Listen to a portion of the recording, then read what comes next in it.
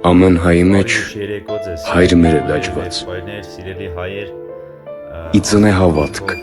պայքարներ ու վեճ, ուրախ եմ նորից ամեն հայի մեջ Հիսուս կա խաչված, ամեն ու մի Հայաստան, ամեն հայի մեջ։ սիրելիներս, վերջին ժամանակները վկայում են նրան, որ բաներ են կատարվում աշխարհում, Հայաստանում, որոնք կապ ունեն վերջին օրի հետ, Հիսուս Քրիստոսի երկրորդ գալուստից առաջ, Հակաքրիստոսի հայտնվելու նեղ օրերի ժամանակ, սիրելիներս։ Իմացեք 2020 թվից կորոնավիրուսից սկսած, սիրելիներս, այն ժամանակվանից, որ ճնշում է գործադրվել մարդկանց վրա, հոգեբանության զենք որպես կիրառելով, սիրելիներս, ինձ եկել է տեսիլք, որ սիրելիներս ժամանակները սկսել էին, որովհետև հափշտակության ժամանակը եկել է, որպեսզի սուրբ մարդիկ ընտրվեն Աստծո համար, Հիսուս Քրիստոսը, սիրելիներս,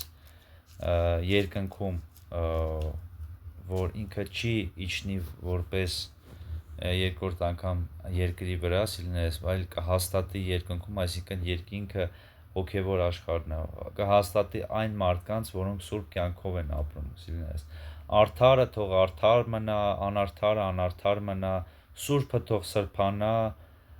պիղծը թող ավելի պղծվի, սիրելիներս, որովհետև վերջին ժամանակներում, սիրելիներս, ժամանակ չկա, հասկանում եք, որովհետև եթե ձեզ տրվել է ժամանակ, որպեսզի դուք ապաշխարեք, բայց դուք չեք ապաշխարել, արդեն ուշ է, եւ սիրելիներս, ուշ է այն մարդկանց համար, որոնք հաստատակամ չեն ուզում փոխվեն, չեն ուզում ի վերուս ծնվեն, բայց այն մարդիկ, որոնք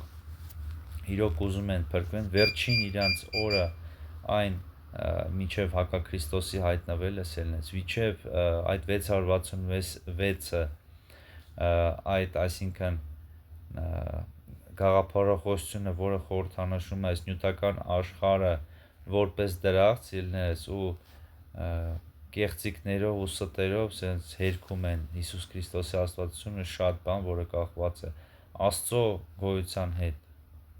այսինքն պանթեիզմը մարդուն աստվածացնում է, սիրելիներս, եւ դա ամենամեծ վտանգն է մեր ժամանակներում։ Եվ սիրելիներս, դուք պետք է փրկվեք, որովհետև ի վերուս պետք է ծնված ելնեք, որպեսզի Աստված ձեզ ընտրի,